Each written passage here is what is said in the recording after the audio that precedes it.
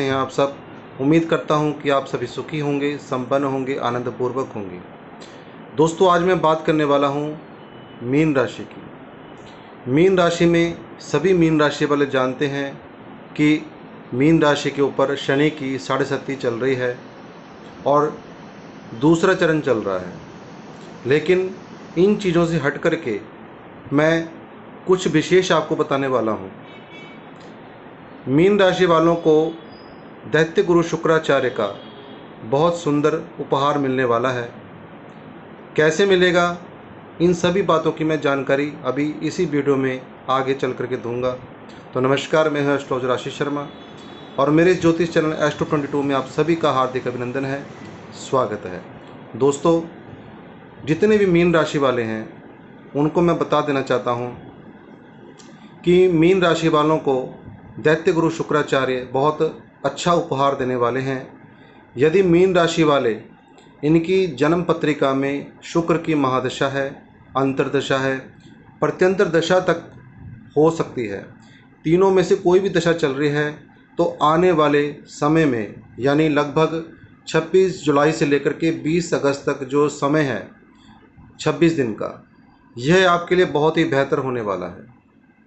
इसमें आपके साथ कोई भी शनि के कारण, 7.5 के कारण जो भी समस्याएं आपके जीवन में आई हैं, आप उनको भूल जाएंगे, जो उपहार शुक्रदेव आपको देने वाले हैं। तो यहाँ पर मैं शुक्र के गोचर की बात करूँगा, जो कि केंद्र में ऐसा योग बन रहा है। तो मीन राशि वालों के चतुर्थ भाव से दैत्य गुरु शुक्राचार्य तीसरे भाव से निकल करके चौथे भाव में विराजमान हो जाएंगे 26 जुलाई को, और 26 दिन तक यहीं पे रहेंगे। और आप सभी ज्योतिष को जानने वाले जानकार जानते हैं कि चौथा भाव जो होता है सुख का होता है।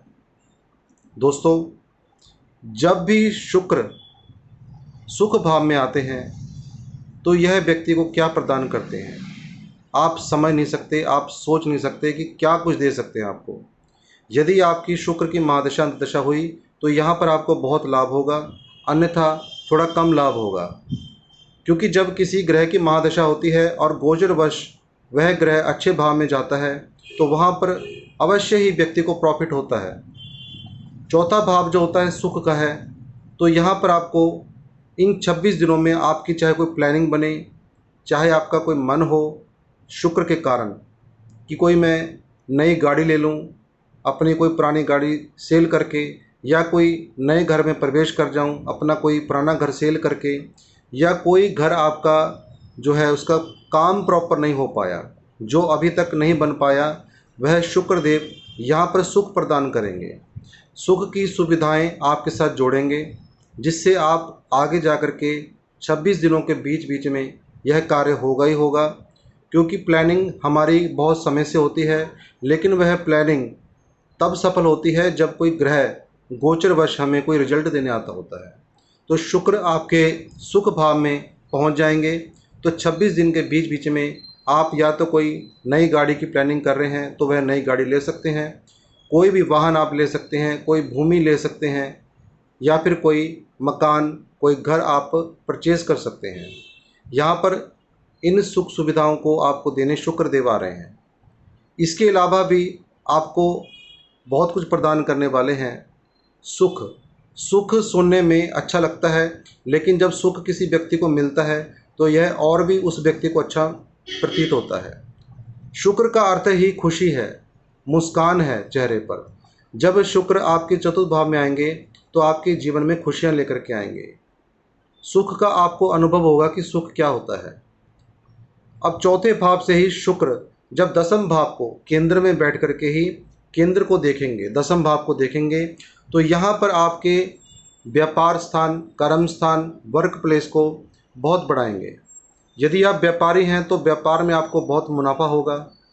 यदि आप किसी नौकरी में हैं तो यहाँ पर आपकी नौकरी में तरक्की होगी।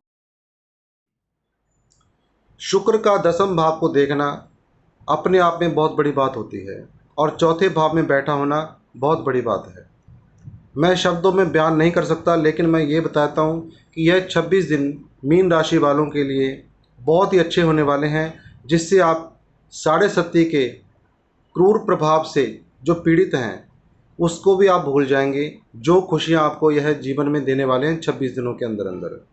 तो इन 26 दिनों का आप इंतजार करें और लाभ स्वयं अपनी आंखों से देखें। इसी के साथ आज की इस चर्चा को मैं यहीं विराम देता हूँ। नमो नारायण।